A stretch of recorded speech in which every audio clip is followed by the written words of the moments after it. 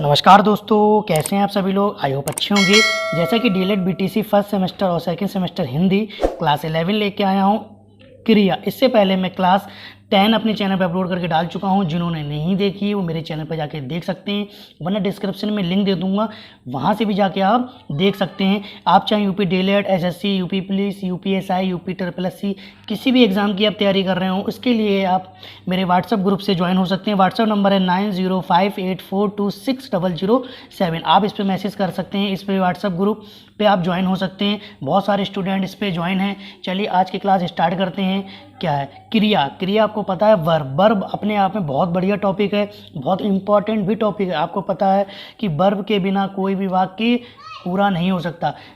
Subject ना हो काम चल जाएगा, ऑब्जेक्ट ना हो काम चल जाएगा, लेकिन वर्ब ना हो तो काम नहीं चलेगा। क्रिया ही ना हो तो क्या वाक्य का, सेंटेंस का मीनिंग निकलेगा? आप खुद सोचो, नहीं निकलेगा। तो अपने आप में बहुत ही इंपॉर्टेंट टॉपिक है। लास्ट तक देखना, क्रिया से कभी भी आपको दिक्कत नहीं होगी। ऐसा मैं आपको पढ़ा के जाऊंगा कि क्रिया में कभी आपको दिक्कत नहीं होगी। मैं फुल्ली गारंटी दे रहा हूँ। ऐसे आपने कभी नहीं पढ़ा होगा जैसे मैं आपको पढ़ाऊंगा। चलिए ज़्यादा टाइम वेस्ट ना करते वीडियो स्टार्ट करते हैं। जैसे कि क्रिया का अर्थ है कार्य करना होता है। क्रिया का अर्थ क्या होता है? कार्य करना। याद रखना, क्रिया का अर्थ होता है कार्य करना। परिभाषा अगर पूछता है आपसे पेपर में तो आप कैसे बोलेंगे? जिन शब्दों से किसी काम के करने या होने का बोध हो वह क्रिया कहलाते हैं। बस जिन शब्दों से किसी काम के करने या होने का बोधों से हम क्रिया कहते हैं। जैसे उठना, बैठना, चलना, पढ़ना, दौड़ना, भागना, बोलना, हंसना, उतरना, चढ़ना, नाचना, सुनना आदि। अब याद रखना, प्रत्येक क्रिया या तो होती है या तो उसे किया जाता है। जो व्यक्ति क्रिया करता है वह हमेशा कर्ता कहलाता है। कर्ता मतलब सब्जेक्ट कहलाता है। याद रखना, जो व्यक्ति क्रिया करता है वह हमेशा कर्ता कहलाता है। जैसे कि राम खाना खाता है तो राम कौन हो गया? राम कर्ता कहलाएगा। याद रखना। चलिए आगे, मैं नोट डाल के लिखा है व्याकरण में कोई भी वाक्य बिना क्रिया के पूरा नहीं होता।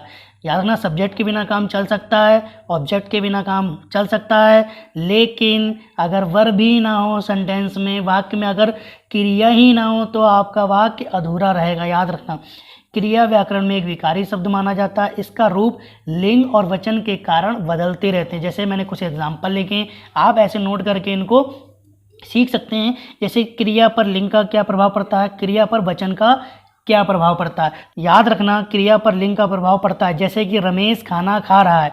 अब रमेश जो है वो क्या है? वो पुल्लिंग है, लेकिन मैंने बोल दिया सीता खाना खा रही है। अब सीता जो है वो तो खाना खा रही है ना, तो सीता क्या है? स्त्रीलिंग, और ये क्या है? पुल्लिंग। तो यहाँ पे आ रहा है खा रहा है, और यहाँ क्या आ रहा है? खा रही। जैसे ही क्रिया चेंज हुई, जैसे ही मैंने यहाँ पे सब्जेक्ट चेंज किया, वैसे ही क्रिया यहाँ पे क्या हो गई? चेंज हो गई। जैसे राम खाना खाता है, मैंने राम की जगह पे कर्ता चेंज करा, वैसे ही क्रिया चेंज हो गई। क्रिया क्या था? खाता, यहाँ क्या बन गई? खाती। लड़का दौड़ रहा है, लड़की दौड़ रही है। गायक गा रहा है, गायिका गा रही है। अब क्रिया पर वचन का क्या प्रभाव पड़ता है? जैसे बच्चा पढ़ रहा है तो बच्चा सिंगुलर है, ऐसे ही मैंने बच्चे बना दिया, मतलब बहुवचन बना दिया, तो बच्चे पढ़ रहे हैं। स्त्री बाग में टहल रही है, स्त्रियां बाग में टहल रही हैं। लड़का गेंद से खेलेगा, लड़के गेंद से खेलेंगे। बच्चा खेल रहा है, बच्चे खेल रहे हैं। उपयुक्त वाक्यों में रहा है, रही है, खेलेगा शब्द एक वचन क्रिया है, जबकि रह, रही तथा ये बहुवचन क्रिया में आएंगे। बस थोड़ा सा मैंने नोट डाल के लिखा है, आप इसको नोट कर लीजिए। जैसे कि संज्ञा या सर्वनाम यदि एक वचन होंगे, याद रखना, संज्ञा या सर्वनाम मतलब नाउन और प्रोनाउन अगर सिंगुलर होंगे तो हमेशा वर्ब भी सिंगुलर होगी, मतलब क्रिया भी एक वचन की होगी। यदि ये बहुवचन होंगे तो क्रिया भी हमेशा बहुवचन ही होगी। चलिए आगे देखते हैं। धातु, मूल शब्द को धातु कहते हैं। ये क्वेश्चन पूछा गया है कि मूल शब्द को क्या कहते हैं, तो याद रखना, मूल शब्द को क्या कहते हैं? हम धातु कहते हैं। धातु में ना प्रत्यय क्या लगता है? प्रत्यय जोड़ने से क्रिया बनती है। यह क्रिया का साधारण रूप होता है। जैसे आ, धातु में अगर ना जोड़ने से आना बन जाएगा तो क्रिया बनती है। फिर आना क्रिया के अनेक रूप बनते हैं। जैसे कि आना, जैसे आना अगर क्रिया दी है तो उसके क्या क्या बना सकते हैं? जैसे आया, आए, आएगा, आऊँगा, ये सब हैं तो क्रिया, बस इनके रूप चेंज होगा। जैसे कि देख दे दिया, ये तो क्रिया है। अपने देख से हम क्या बना सकते हैं? देखना, देखता, देखो, देखिए, देखेगा, तो ये हैं तो सब क्रिया के ही रूप। जैसे कर दे रखा है तो कर से हम क्या बना सकते हैं? करना, करो, किया, कीजिए, करता, ये सब हमारे क्या हैं, क्रिया के अनेक रूप होते हैं। क्या होते हैं, अनेक रूप। चलिए आगे देखते हैं। जैसे कि धातु का मूल शब्द होता है गा, जा, उठ, बैठ, पढ़, देख, लिख, हंस आदि। अब मूल शब्द से कृदंत प्रत्यय बनते हैं। क्या बनते हैं, कृदंत प्रत्यय। जैसे कि गा में ना जोड़ दें तो क्या बन गया, हमारा क्रिया का साधारण रूप बन गया। क्या बन गया, साधारण। मतलब इसको साधारण बोल लो या सामान्य धातु बोल लो। क्या बोल लो, सामान्य धातु। याद रखना, मूल शब्द से कृदंत प्रत्यय लगता है तो क्रिया का साधारण रूप बन जाता है। जैसे गा में ना जोड़ दिया तो गाना, जा में ना जोड़ दिया तो जाना, उठ में ना जोड़ दिया तो उठना, बैठ में ना जोड़ दिया तो बैठना, पढ़ में ना जोड़ दिया तो पढ़ना, देख में ना जोड़ दिया तो देखना, लिख में ना जोड़ दिया तो लिखना, और हंस में ना जोड़ दिया तो हंसना। चलिए आगे देखते हैं। शब्द निर्माण के विचार से धातु भी दो प्रकार की होती हैं। वैसे मेन जो होती हैं धातु वो दो ही मानी गई, लेकिन यहाँ पे 4 धातु मानी गई हैं। जैसे कि मूल धातु, सामान्य धातु, यौगिक धातु और व्युत्पन्न धातु। अब देखो मूल धातु क्या होती है, अभी मैंने बताया ना, गा, जा, उठ, बैठ, पढ़, ये सब क्या होती है, मूल धातु। अब सामान्य धातु क्या होती है, इसमें ना जुड़ जाता है। क्या जुड़ जाता है, ना, बस ना जुड़ जाएगा इसमें। बस ना जुड़ते ही जैसे क्या बन गई, अभी मैंने बताया था ना, अगर मूल धातु में ना मतलब प्रत्यय अगर जुड़ जाएगा तो आपका क्या बन जाता है, क्रिया का साधारण या सामान्य धातु बन जाती है। जैसे गाना, गा में ना जोड़ दिया ना तो गाना, जा में ना जोड़ दिया तो जाना, उठ में ना जोड़ दिया तो उठना, बैठ में ना जोड़ दिया तो बैठना, पढ़ में ना जोड़ दिया तो पढ़ना। अब यौगिक धातु क्या होती है, यौगिक में जैसे उठना, बैठना, मतलब एक साथ दो क्रिया आएंगी। मतलब यौगिक का मतलब मिश्रण, दो धातुओं का योग मतलब मिश्रण। जैसे उठना, बैठना, हंसना, रोना, जागना, सोना, तो ये क्या होती है, यौगिक धातु। चलिए आगे देखते हैं। व्युत्पन्न धातु कौन सी होती है, जो व्युत्पन्न धातु होती है वो हमेशा पैदा की जाती है। जैसे पढ़ से हमें बनाना है तो पढ़वाना, बुल से बुलवाना, लिख से लिखवाना, ठीक है, तो ये सब आती है व्युत्पन्न धातु में। चलिए आगे देखते हैं।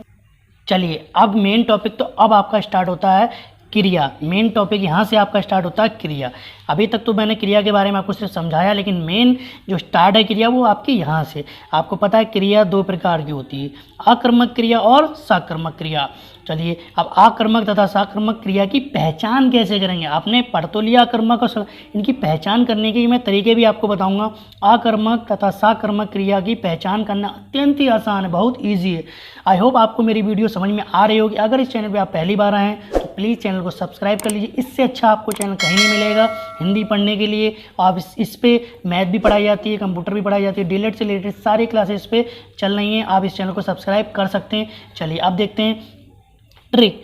क्रिया आक्रमक है या सक्रमक, इसकी पहचान करने के लिए क्रिया के साथ आप क्या, किसे अथवा किसको प्रश्न करना होता है। बस याद रखना, अगर आपको कन्फ्यूजन है तो आप क्रिया को नहीं पहचान पा रहे हैं तो आप क्या लगा लीजिए, या किसे लगा लीजिए या किसको लगा लीजिए। आप अपने आप प्रश्न कर लीजिए, आपको पता चल जाएगा कि सक्रमक क्रिया है आक्रमक। देखिए सा मतलब साथ में जिसमें कर्म हो, और आ मतलब ना जिसमें कर्म ना हो। कर्म मतलब ऑब्जेक्ट होता है।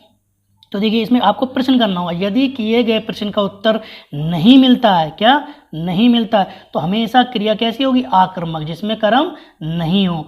और यदि उत्तर मिल जाता है तो क्रिया हमेशा क्या कहलाएगी, सकर्मक कहलाएगी। जैसे कि मैंने कुछ उदाहरण लिखे हैं, आप देखिए। वह भाग रहा है, आप क्वेश्चन करिए, आप दिमाग लगाइए, वह भाग रहा है तो आप इसमें उत्तर लगाइए, या तो क्या लगाइए या किसे लगाइए या किसको।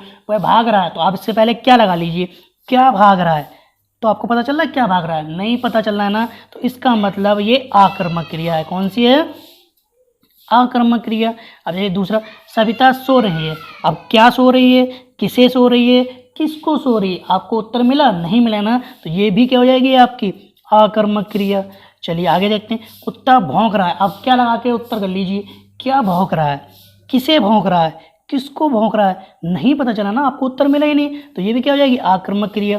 जैसे बालक हंस रहा है, क्या हंस रहा है, किसको हंस रहा है, किसे हंस रहा है, तो ये भी क्या हो जाएगी आक्रमक। आपको उत्तर नहीं मिलेगा यहाँ पे इनमें आपको उत्तर नहीं मिला। अब देखो मयंक खा रहा है, अगर मैं इसको ऐसे लिख देता मयंक खा रहा है तो आप उत्तर करते क्या खा रहा है, नहीं पता ना, लेकिन यहाँ पे पता चल रहा है कि मयंक खाना खा रहा है, इसका मतलब आपको उत्तर मिल गया कि मयंक क्या कर रहा है, खाना। तो इसका मतलब ये क्या हो जाएगी साक्रमक। इसमें आपको कर्म दे रखा है, मतलब ऑब्जेक्ट आपको दे रखा है। जैसे कि अगला देखो, कमल पत्र लिख रहा है। अब मैं पूछूं क्या लिख रहा है, तो उसे पता चल गया ना पत्र लिख रहा है, तो इसका मतलब ये भी क्या हो जाएगी, सकर्मक। इसमें आपको उत्तर मिल गया। बस आप उत्तर करना अगर सीख गए तो आपका आंसर कभी भी गलत नहीं होगा। क्या, किसे और किसको, सिर्फ 3 याद रखना, क्या, किसे और किसको। जैसे धोबी धो रहा है, क्या धो रहा है भाई, नहीं पता ना, यहाँ पे पता चल गया ना, धोबी कपड़े धो रहा है, इसका मतलब ये सकर्मक क्रिया होगी। कौन सी, सकर्मक क्रिया। जैसे कि माँ बना रही है, आपको पता क्या बना रही है, नहीं पता ना, लेकिन जैसे कि माँ खाना बना रही है, आपको पता, तो मम्मी, माँ जो है वो खाना बना रही है, माँ जो है वो क्या बना रही है, खाना। तो इसका मतलब ये भी क्या हो जाएगी आपका, सकर्मक क्रिया। मतलब इसमें साथ दे रखा है, साथ में क्रिया कर्म होगा इसमें। जैसे मनोज खेल रहा है, अब मनोज क्या खेल रहा है आपको पता है, हाँ यहाँ पता है कि शतरंज खेल रहा है, तो ये भी क्या हो जाएगी, सकर्मक। चलिए आगे देखते हैं। जैसे राहुल पढ़ रहा है, आप उत्तर लगाते क्या पढ़ रहा है, किसको पढ़ रहा है, नहीं पता, लेकिन यहाँ पे दे रखा है पुस्तक पढ़ रहा है, तो इसका मतलब यहाँ पे भी ये सकर्मक क्रिया है। क्या है, सकर्मक, इसमें कर्म दे रखा है। कुछ अपवाद भी है इसमें, मैंने नोट करके डाल दिया। जैसे टोकरी में आम रखे हैं, अब हमेशा याद रखना, अब कहोगे यहाँ तो भाई ये तो इसमें कर्म भी दे रखा है और ये भी सकर्मक, तो याद रखना ये सकर्मक नहीं है, आकर्मक है। कौन सा, कर्मक, क्योंकि इसमें लॉजिक ये है कि अगर ये ऐसे होता कि आम टोकरी में रखे हैं तो आप इसको बता सकते थे कि आम टोकरी में रखे हैं, लेकिन यहाँ पे ये दे रखा है टोकरी में आम रखे हैं, क्योंकि इसमें जो ऑब्जेक्ट ना होकर कर्ता दे रखा है। जैसे कि देखो वे जो है कर्म ऑब्जेक्ट ना होकर इसमें क्या दे रखा है, सब्जेक्ट दे रखा है। जैसे कि टोकरी में आम रखे हैं, तो आम अगर इधर होता ना, आम टोकरी में रखें, तो आप कह सकते हैं यहाँ पे ना होकर क्या दे रखा है, सब्जेक्ट दे रखा है। देखो ऑब्जेक्ट ना होकर क्या दे रखा है, सब्जेक्ट। आम जो है वो सब्जेक्ट। जैसे आसमान पर बादल छाए, अब ये कहते था बादल पर आसमान छाए हैं, तो वो आपका सकर्मक हो जाता है, लेकिन ये क्या है, आकर्मक। याद रखना किसी किसी में कर्म होते हुए भी वो आकर्मक क्रिया कहलाती हैं। चलिए आगे देखते हैं। जैसा कि मूल धातु क्या होती हैं, ये धातुएं स्वतंत्र होती हैं तथा किसी अन्य शब्द पर आश्रित नहीं होती, मतलब किसी पे ये डिपेंड नहीं होती। जैसे खा, पढ़, लिख, जा, सो इत्यादि, ये हमेशा क्या होती हैं, स्वतंत्र होती, किसी पे डिपेंड नहीं होती हैं। याद रखना जो मूल धातु होती हैं वो हमेशा क्या होती हैं, स्वतंत्र। ठीक है, जैसे धातु रूप होता है, मैंने अभी बताया था ना, बोल में अगर ना जोड़ देंगे तो बोलना, पढ़ में पढ़ना, घूम से घूमना, हंस से हंसना और देख से देखना। तो याद रखना ये स्वतंत्र होती है। कभी कभी क्वेश्चन पूछ लेता है कि मूल धातु कैसी होती हैं, तो याद रखना स्वतंत्र होती हैं, ये किसी पे आश्रित नहीं होती हैं। अभी मैंने बताया ना क्रिया के भेद, तो क्रिया के भेद कर्म, जाति, रचना के आधार पर सिर्फ 2 भेद होते हैं। कितने, 2। किसके आधार पर, कर्म, जाति और रचना के आधार पर क्रिया के सिर्फ 2 होते हैं, सकर्मक क्रिया और आकर्मक। अब मैं एक एक करके दोनों के बारे में डिटेल में बता देता हूँ। कर्म के साथ रहने वाली क्रिया को सकर्मक क्रिया कहते हैं, जैसे खाना, पीना, बैठना, खेलना आदि। मतलब किसके, कर्म के साथ। बस यहाँ पे याद रखना कर्म मतलब ऑब्जेक्ट के साथ अगर क्रिया को सकर्मक क्रिया कहते हैं। अब देखिए आकर्मक क्या होती, कर्म रहित। अब देखो यहाँ सहित होता तो साथ में, रहित मतलब उसके साथ में नहीं होगी। कर्म रहित क्रिया को आकर्मक क्रिया कहते हैं। आकर्मक क्रिया कर्ता के अनुसार रहती है, जैसे कर्ता वैसे क्रिया। जैसे कि मैंने कुछ एग्जांपल लिखे हैं, इन वाक्यों में क्रिया के साथ कर्म भी है और इन वाक्यों में क्रिया के साथ कर्म नहीं होता है, याद रखना। चलिए मैंने जैसे एग्जांपल लिखे, राजीव पुस्तक पढ़ता है, तो अभी मैंने बताया था ना राजीव क्या पढ़ता है, पुस्तक पढ़ता है। आप बता सकते हैं ना, तो इसका मतलब सकर्मक क्रिया। सुलोचना लिखती है, लेकिन क्या लिखती है, पत्र लिखती है, तो आपको पता चल रहा है ना पत्र लिख रही है, पुस्तक पढ़ रहा है। जैसे लड़के खेलते हैं, क्या खेलते हैं, मैच खेलते हैं, तो ये सकर्मक क्रिया। मैं हंसता हूँ, मैं हंसता हूँ, ये अकर्मक क्रिया। मैं खुशी से हंसता हूँ, ये मेरी सकर्मक क्रिया। क्योंकि देखो अगर मैं बोलता मैं हंसता हूँ तो आप नहीं बता सकते कौन सी क्रिया, तो आप बता सकते हैं, लेकिन मैं यहाँ पे लिखता मैं हंसता हूँ, तो ये सकर्मक नहीं आक्रामक क्रिया। क्योंकि आपको नहीं पता ना कैसे हंसता हूँ, लेकिन मैं खुशी से हंसता हूँ, ये मेरे को पता है सकर्मक क्रिया है। और मैं हंसता हूँ, ये आक्रामक क्रिया है। जैसे नीता खा रही है तो ये आक्रामक क्रिया, लेकिन नीता खाना खा रही है तो ये आपकी हो जाएगी सकर्मक क्रिया। जैसे बच्चे जोरों से रो रहे हैं, अब मैं बोलता बच्चे रो रहे हैं तो ये आक्रामक क्रिया, लेकिन बच्चे जोरों से रो रहे हैं तो ये सकर्मक क्रिया। राम देख रहा है तो आक्रामक क्रिया, राम फिल्म देख रहा है तो ये सकर्मक क्रिया। अब देखिए मैंने कुछ आक्रामक क्रिया के भी उदाहरण लिख रखे हैं, जैसे वह पढ़ता है। आपको पता क्या पढ़ता है? नहीं पता। वे हंसते हैं, सीता खा रही है, सांप रेंगता है, मोहन हंसा, मैं चला, तुम उठे, मोहन जागा। तो ये सब क्या है? आक्रामक क्रिया। चलिए आगे देखते हैं। संरचना या प्रयोग के आधार पर क्रिया के भेद। तो याद रखना, संरचना या प्रयोग के आधार पर क्रिया के 11 भेद होते हैं। कितने? वैसे तो बहुत सारे होते हैं, जो उनके मेन जो भेद होते हैं वो 11 याद रखना। सामान्य क्रिया, संयुक्त क्रिया, नाम धातु क्रिया, प्रणार्थक क्रिया, पूर्वकालिक क्रिया, तत्कालिक क्रिया, कृदंत क्रिया, यौगिक क्रिया, सहायक क्रिया, सजातीय क्रिया या विधि क्रिया। वीडियो काफ़ी लंबी हो रही है स्टूडेंट, मैं सोच रहा हूँ आप बोर ना हो रहे हो, इसीलिए इस पार्ट को मैं सेकंड वीडियो में आपको समझाऊंगा, क्योंकि इसके बहुत सारे एग्जाम्पल सबके देने पड़ेंगे मुझे, तो वीडियो और लंबी हो जाएगी और आप भी बोर हो जाएंगे। इसलिए मैं सोच रहा हूँ इसको पार्ट 2 में मैं पूरा कंप्लीट करा दूंगा। आई होप आपको मेरी वीडियो समझ में आई होगी, और अगर इस चैनल पर पहली बार आए तो प्लीज़ चैनल को सब्सक्राइब और लाइक ज़रूर कर लीजिए। तब तक के लिए धन्यवाद। पार्ट 2 में मिलते हैं।